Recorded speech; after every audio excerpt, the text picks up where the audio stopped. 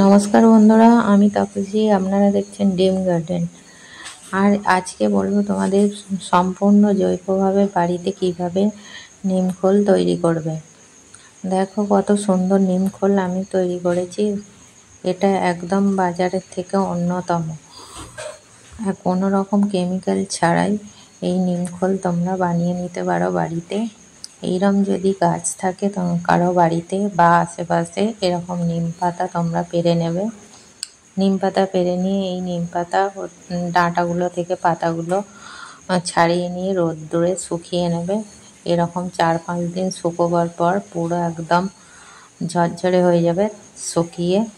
এ থেকে ডাঁটাগুলোকে বেছে নিয়ে আলাদা করে নিয়ে পাতাগুলোকে আলাদা করে নিতে হবে। ডাঁটাগুলোকে বেছে নিয়ে সব দেখো একটা একটা করে সরু যত ডালপালা আছে সব আলাদা করে নিয়েছি। এমনই রোদ্দুরে শুকাতে হবে যে রোদ্দুরে এই হাতে করে মানে গুঁড়ো করলে পুরো ধুলোর মতো হয়ে যায়, কড়কড় করে একদম গড়িয়ে যাবে। সেরমভাবেই রোদ্দুরে শুকিয়ে নিতে হবে।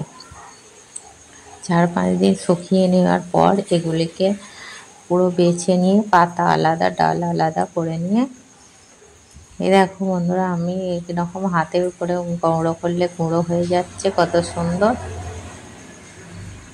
একদম ঘরে তৈরি নিমখোল। বাজার থেকে কিনতে হবে না অত দাম দিয়ে। এখন যা নিমখোলের দাম, কিনতে গেলে গায়ে লেগে যাবে। আর এই যে দেখো, আমি এই শুকনো নিম পাতাগুলোকে এনে আর মিক্সিতে করে গুঁড়িয়ে নেব।